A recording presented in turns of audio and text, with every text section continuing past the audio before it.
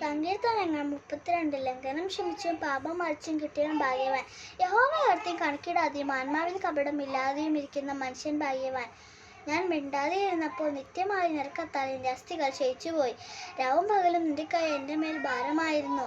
എൻ്റെ മഞ്ച വേനൽക്കാലത്ത് ഉഷ്ണത്താൽ എന്ന പോലെ വറ്റിപ്പോയി. ഞാൻ എൻ്റെ പാപം നിന്നോട് അറിയിച്ചു, എൻ്റെ അകൃത്യം മറച്ചതുമില്ല. എൻ്റെ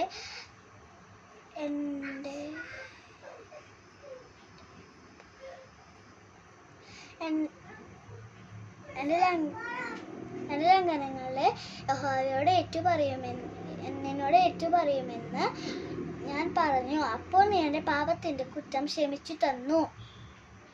ഇതു നിമിത്തം ഓരോ ഭക്തനും കണ്ടെത്താനുള്ള കാലത്ത് നിന്നോട് പ്രാർത്ഥിക്കും.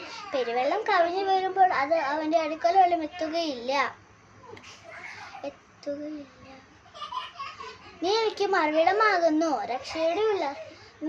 നീ എന്നെ കഷ്ടത്തിൽ നിന്ന് സൂക്ഷിക്കും. രക്ഷയുടെ ഉല്ലാസഘോഷം കൊണ്ട് നീ എന്നെ ചുറ്റിക്കൊള്ളും. ഞാൻ നിന്നെ ഉപദേശിച്ചു നടക്കേണ്ടുന്ന വഴി നിനക്ക് കാണിച്ചു തരും. ഞാൻ നിന്റെ മേൽ ദൃഷ്ടി വെച്ച് നിനക്ക് ആലോചന പറഞ്ഞു തരും. നിങ്ങൾ ബുദ്ധിയില്ലാത്ത കുതിരയെ പോലെയും കൂവർക്കതിയും പോലെയും ആകരുത്. അവരുടെ ചമയണങ്ങളായ കടിഞ്ഞാണ് മുഖപ്പട്ടയും കൊണ്ട് അവരെ അടുക്കി വരുന്നു. അല്ലെങ്കിൽ അവ നിനക്ക് സ്വാധീനമാകുകയില്ല.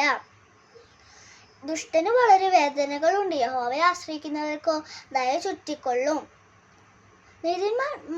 നീതിമാന്മാരെ യഹോവയിൽ സന്തോഷിച്ചാനന്ദിപ്പിൻ. ഹൃദയപരമാർത്ഥികൾ